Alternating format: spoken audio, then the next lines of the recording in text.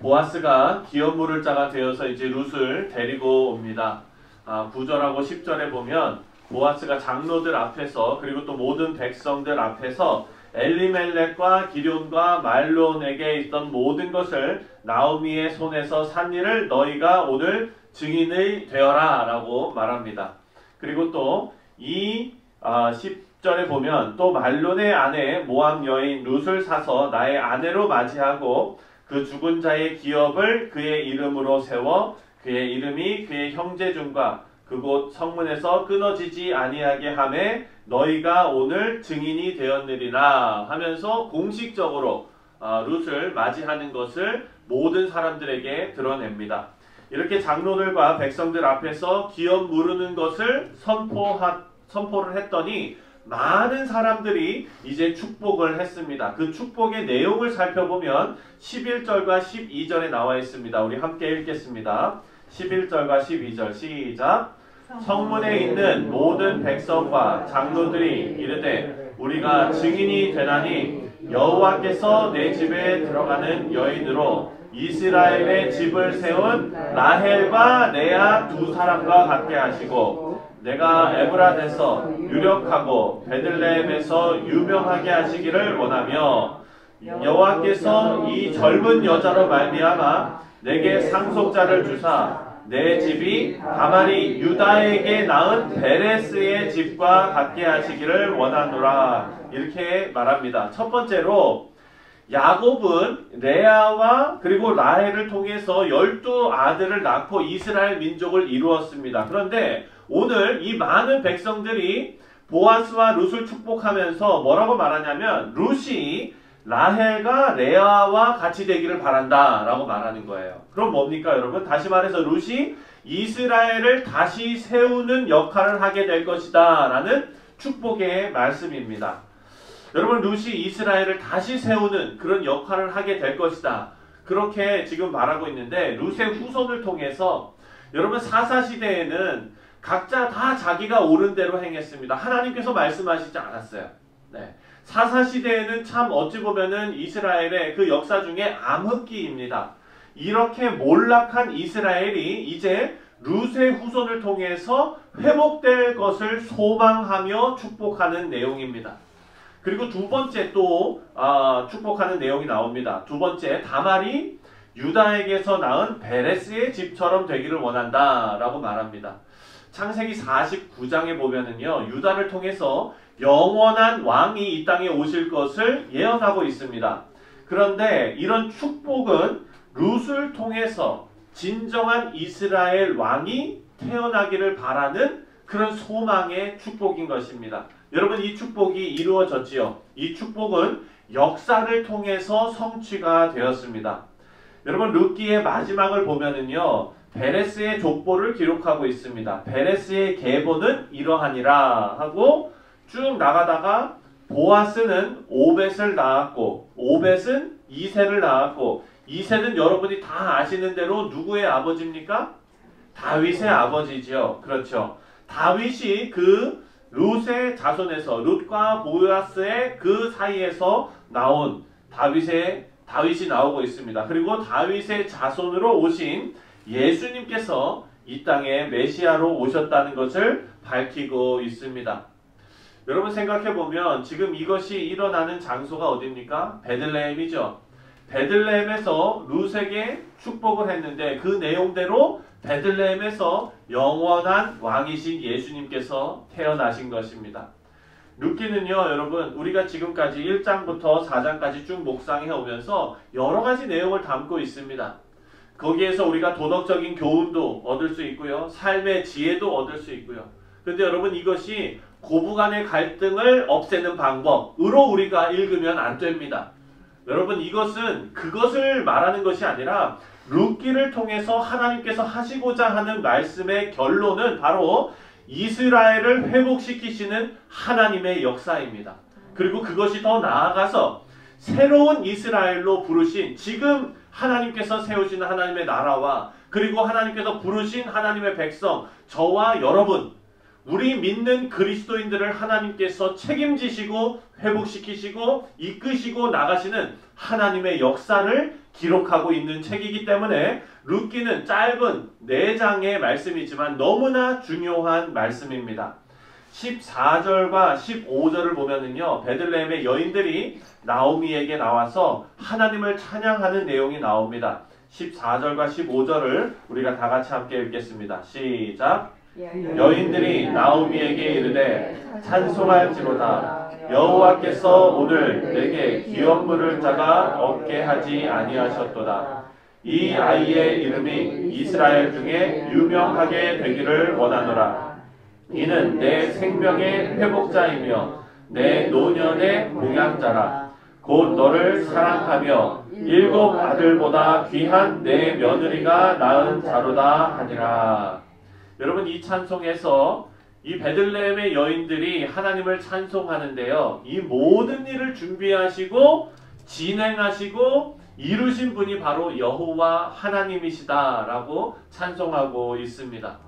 나오미가 손자를 얻었어요. 손자를 얻었는데 오벳이라고 이름을 집니다. 오벳은 생명의 회복자라는 의미를 가지고 있는 그 단어입니다. 그리고 여기 보니까 내 노년의 봉양자라고 부릅니다. 오벳을 생명의 회복자, 내 노년의 봉양자. 근데 여러분, 오벳이라는 단어의 의미는 섬기는 자라는 뜻입니다.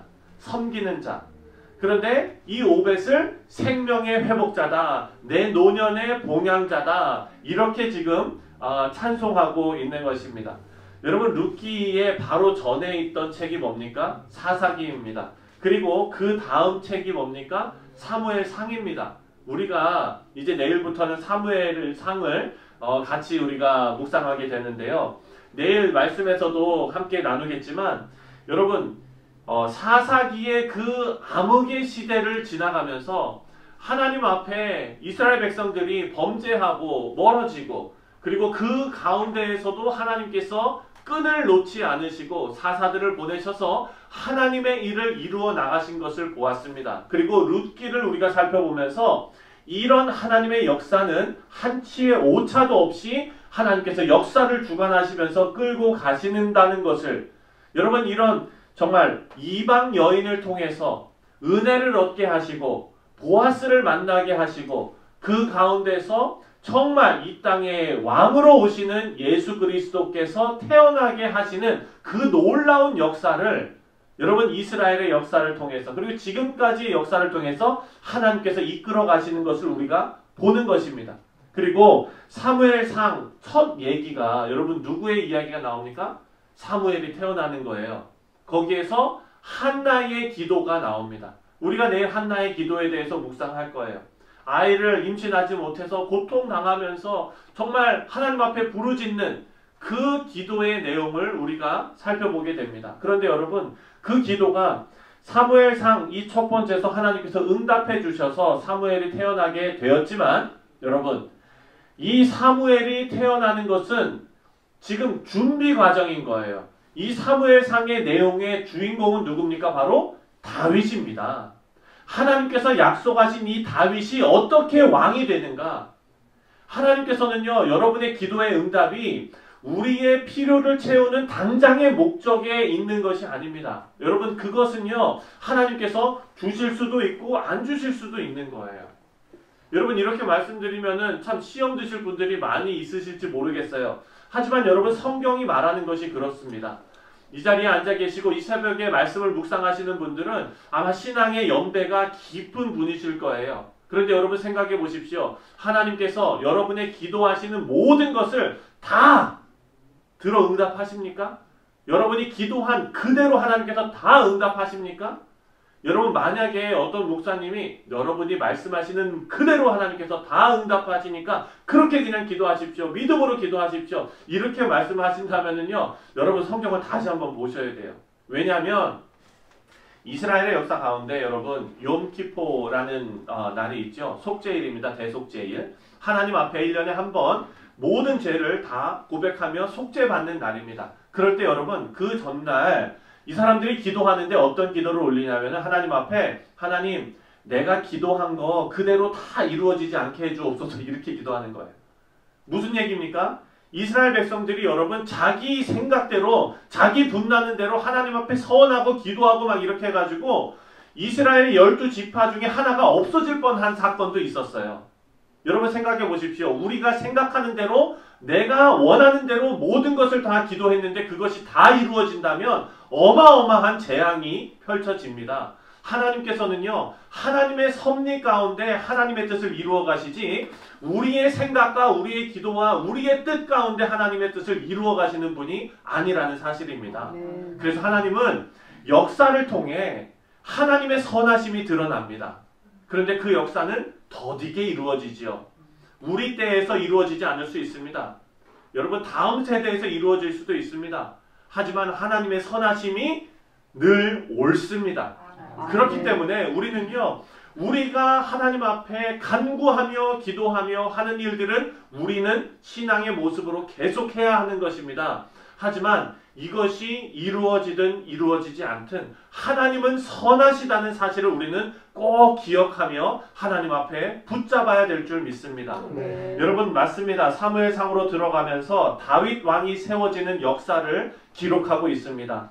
오늘 이 보아스와 룻이 결혼하는 이 내용은 그 가정의 회복으로 우리가 받아들이는 것이 아니라 이것이 더디게 이루어지지만 사무엘서를 통해서 그 뒤에 나오는 다윗의 출현 그리고 그 뒤에 나오는 그리스도의 출현이 이 부분에서부터 시작이 된다는 것을 우리는 알고 우리가 기도하는 현실의 이 문제도 하나님 앞에 우리가 간구하며 하나님의 뜻이 이루어지기를 간절히 기도해야 하는 것입니다. 장차 왕으로 세워질 다윗 왕이 어떤 사명을 감당해야 하는지를 이 룻기서가 잘 보여주고 있는 거예요. 여러분 생각해 보십시오. 나오미가 아무것도 없는 상태에서 보아스를 통해서 그 가정이 재건되었습니다. 하나님의 심판으로 망한 이스라엘이 다윗을 통해서 회복될 것을 소망하는 메시지가 바로 이 룻기에 나와 있는 메시지입니다. 이것은 다윗 왕만을 상징하는 것이 아니라 다윗의 자손으로 오실 예수님께서 이스라엘뿐만 아니라 모든 전 세계의 만방 새로운 이스라엘로 부르시는 하나님을 믿는 모든 자들을 위한 하나님의 나라를 세우시는 그런 것을 상징하는 내용이죠. 하나님의 말씀은 정확하게 이루어집니다. 그리고 그 말씀을 신실하게 이루시는 분은 다른 분이 아니라 하나님이십니다. 우리 인생이 하나님의 변함없는 헤세드, 자비와 사랑과 은혜 위에 있다는 사실을 여러분 꼭 기억하시고 오늘 하루를 살아가시면서 여러분 우리가 하나님의 역사는 하나님의 역사대로 이루어가지만 우리도 오늘 하루를 살아가면서 보아스가 되어야 되겠다 하는 생각을 하게 됩니다. 사랑하는 성도님들, 보아스를 만나서 룻의 가정이 회복이 되었습니다. 나오미의 가정이 회복되었습니다. 사랑하는 성도님들, 제가 바라고 기도하기는 여러분을 만나서 여러분을 만난 사람들의 인생이 회복되는 역사가 있으시기를 주님의 이름으로 축원드립니다. 아멘. 하나님께서 그렇게 하십니다. 왜냐하면 우리에게 하나님께서 하나님의 자녀가 되는 권세를 주셨고요. 예수님께서 우리 안에 계시기 때문에 하나님께서 하신 그 역사를 하나님께서 우리를 통해 이루시기를 또 원하십니다. 그것이 이 세상에 있는 우리의 사명인 줄 믿습니다. 네. 여러분들의 가정과 자녀들과 학업과 직장과 사업과 이 모든 것이 하나님께 이런 일에 쓰여지는 보아스의 역할을 하는 일에 쓰여지는 회복시키는 일에 쓰여지는 귀하고 복된 인생들 다 되시기를 주님의 이름으로 축원드립니다.